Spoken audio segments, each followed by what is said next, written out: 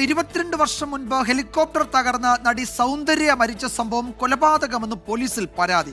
നടൻ മോഹൻ ബാബുവിനെതിരായി ഖമ്മം സ്വദേശിയായ ചിട്ടി മല്ലു എന്നയാൾ പോലീസിൽ പരാതി നൽകിയിട്ടുണ്ട്.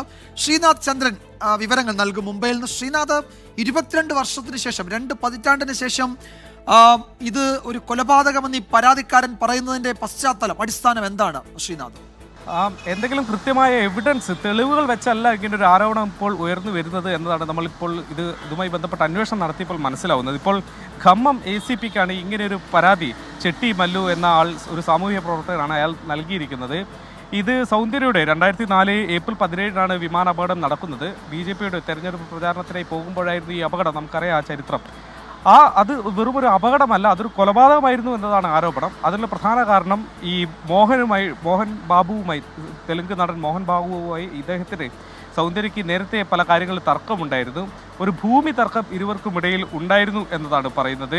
ജൽപ്പള്ളിയിലുള്ള 6 ഏക്കർ ഭൂമിയുമായി ബന്ധപ്പെട്ടാണ് ഇരുവരും തർക്കമുണ്ടായിരുന്നത്. അതിലെ ഒരു പ്രതികാരണം എന്ന വണ്ണമാണ് സൗന്ദര്യയെ ഇയാൾ കൊന്നുകളഞ്ഞത് എന്നതാണ് ആരോപിക്കുന്നത്. ഏതെങ്കിലും തെളിവുകൾ ഇതുമായി ബന്ധപ്പെട്ട് സമർപ്പിച്ചിട്ടില്ല എന്നതാണ് നമ്മൾ മനസ്സിലാക്കുന്നത്. എന്നാലും ഇയാൾക്ക് ബോധ്യമുള്ള കാര്യങ്ങൾ എന്ന നിലയ്ക്കാണ് ഇപ്പോൾ പരാതി നൽകിയിട്ടുള്ളത്. പക്ഷേ അതേസമയം തന്നെ നമ്മൾ മനസ്സിലാക്കേണ്ടത്, ഈ മോഹൻ ബാബുവും അദ്ദേഹത്തിൻ്റെ മകനും മഞ്ജു മനോജും തമ്മിൽ കഴിഞ്ഞ ദിവസങ്ങളിൽ ഇതേ ഭൂമിയുടെ പേരിൽ വലിയ തർക്കമുണ്ടാവുകയും ഇരുവരും തമ്മിൽ കയ്യാങ്കളിയിലേക്ക് പോകുന്നത് വരെ തെലുങ്ക് മാധ്യമങ്ങളിൽ നമ്മൾ കണ്ടതാണ്.